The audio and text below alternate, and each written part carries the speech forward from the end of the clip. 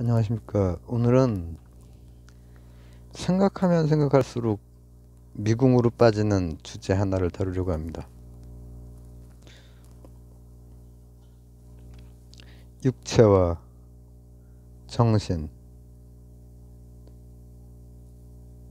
아마 인간 사피엔스 시기부터 지금까지, 그리고 앞으로도 계속해서 다뤄지고 계속해서 얘기를 사람들이 나눌 것이고, 계속해서 다른 틀로도 설명해보고, 또 여러 가지 뭐 과학적 발견이라든지 이런 걸 통해서 조금 더 구체화해가면서 얘기가 진행이 되겠지만은, 사피엔스 때부터 일단은 육체와 정신, 요 개념은 있었을 것이고, 지금도 마찬가지죠.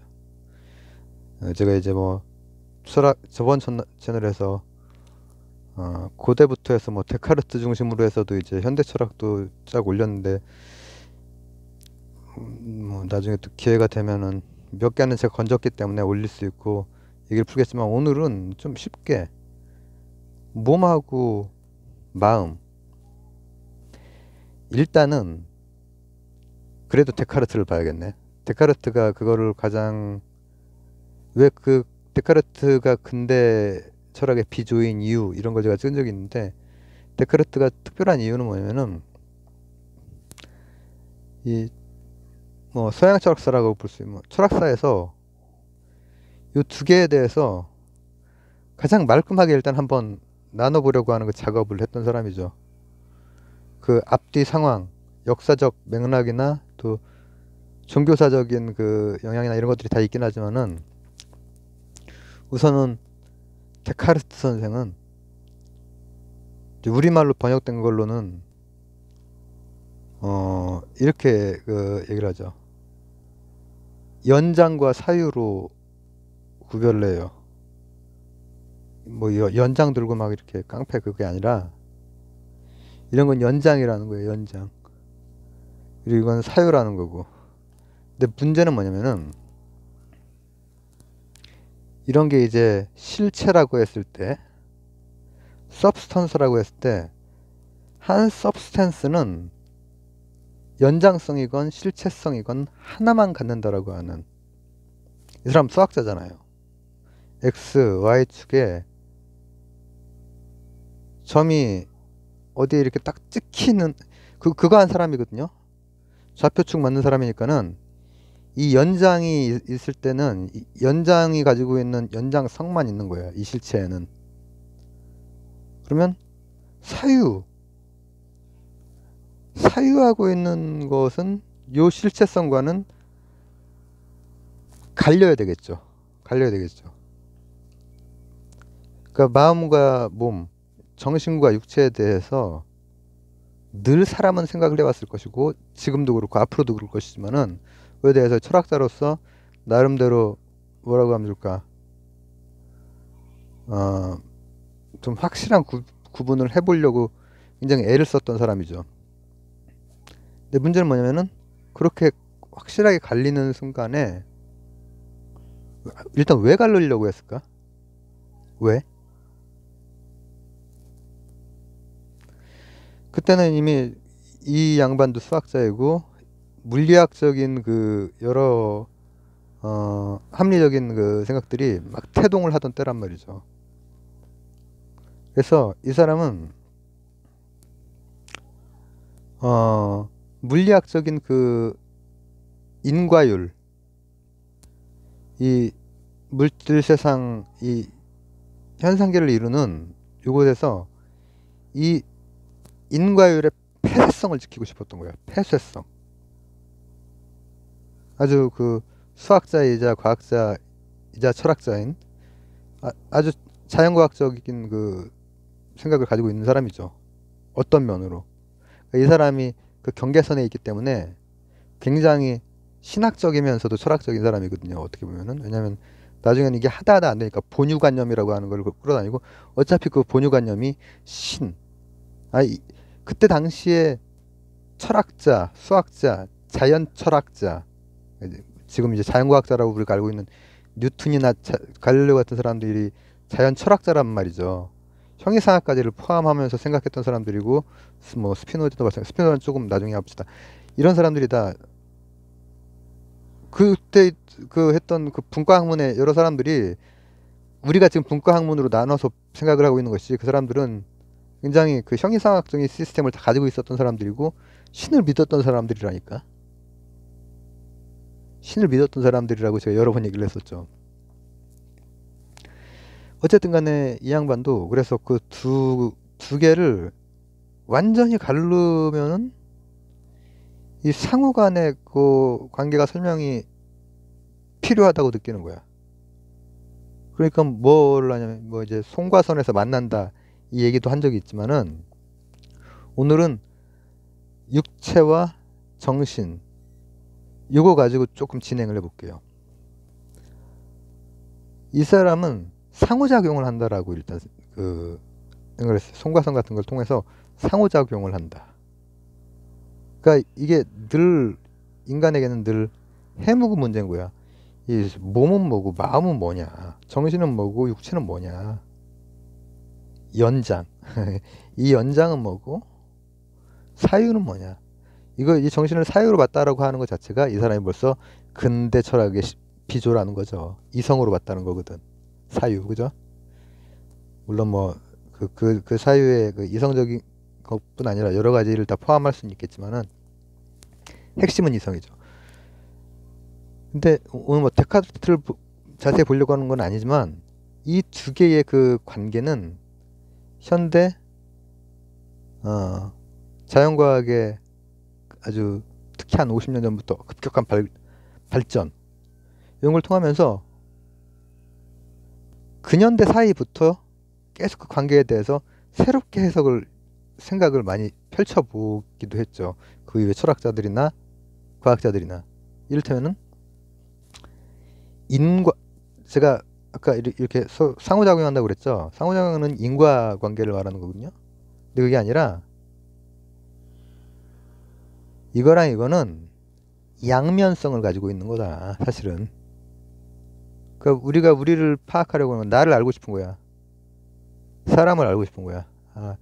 이거랑 이거는 동전의 앞뒷면 같아서 인과관계라기보다는 인과관계로 맺어진 게 아니라 상호작용을 하는 거다. 정신과 육체는, 사유와 연장은 상호작용을 하는 거다. 이런 하나의 또 그 흐름이 있고, 그리고 또 현대적인 과학, 근현대의 과학적인 입장에서 봤을 때는 어떻게 볼까요? 데카르트가 이 과학적 인과성, 인과적인 폐쇄성, 닫혀있다라고 하는 거죠. 물질계가 그 인과성에 있어서 물리학적 법칙에 닫혀 있어야 되는 거예요. 수학적 법칙에. 당연히 현대적인 그런 관점을 가진 사람들도 그걸 지지하겠죠. 그러나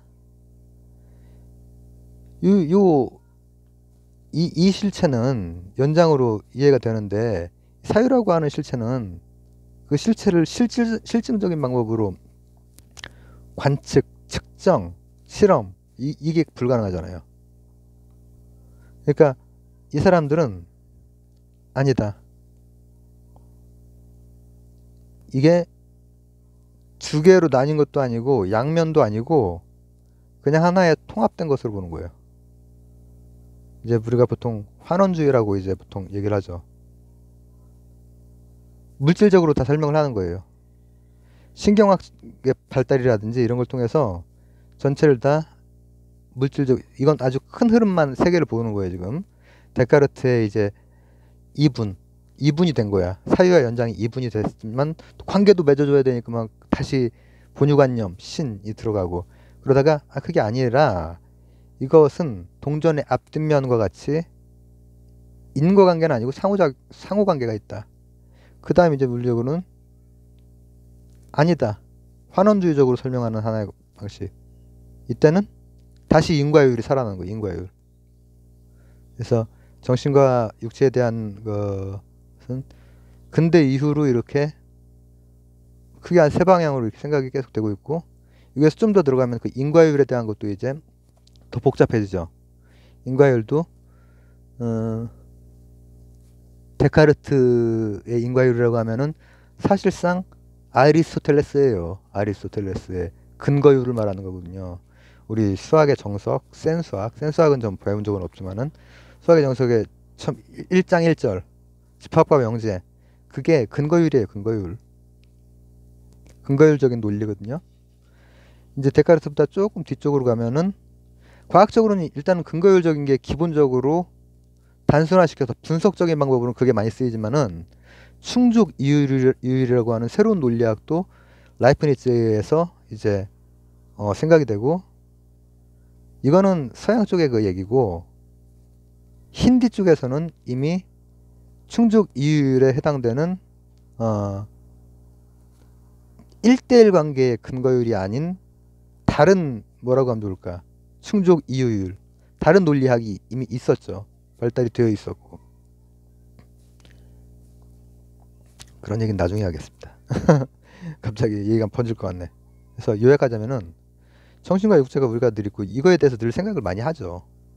살다 보면 문득 들 때가 있죠. 야, 이게 이 몸, 내 이 정신은 이건 뭔가.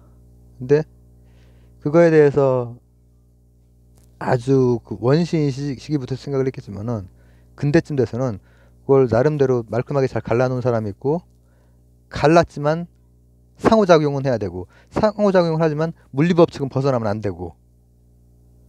그러니까는 최소한 그 현상계의 신의 개입을 일단은 어느 정도 그 뭐라고 하면 좋을까, 그 사람이 신앙이 없었던 사람이 아닌데도 불구하고 근대가 됐고 이미 종교개혁을 통해서 신앙은 신앙지상주의 쪽으로 나갔단 말이에요. 루터나 칼뱅이 그 작업을 한 거예요.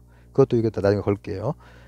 그래서 그거를 지키려고 하는데 이 두 개의 관계가 설명이 안 되는 거예요. 그러니까 본유관념, 다시 신이 들어와.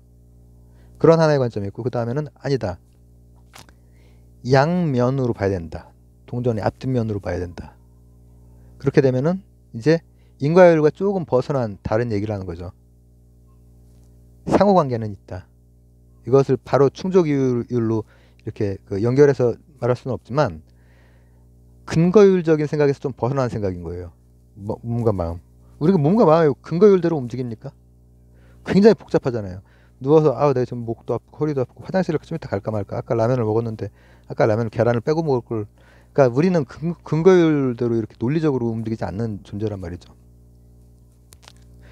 그리고 이제 세 번째는 완전히 과학적인 환원주의 방식에 가까운 것. 이것은 닫힌 물리적인 그 인과율, 요 폐쇄된 폐쇄계를 다시 인정을 하고, 데카르트가 인정했던, 그리고 인과관계가 다시 살아나는 거죠. 인과관계가 과학적인 방식에는 좀 더 깊이 들어가는 건 나중에 다른 주제랑 묶어서 하겠습니다. 지금은 좀 뭐 짤막짤막하게 좀 찍고 있어가지고 새로운 채널에서 좀 그 전에 시리즈로 하고 했던 것들이 다 날라간 어떤 허무함, 참 삶이란 무상하고 허무한 거죠. 좀 짤막하게 하고 관련돼서 할 얘기가 굉장히 많이 있으니까는 차분히 천천히 또 얘기를 진행하도록 하겠습니다. 감사합니다.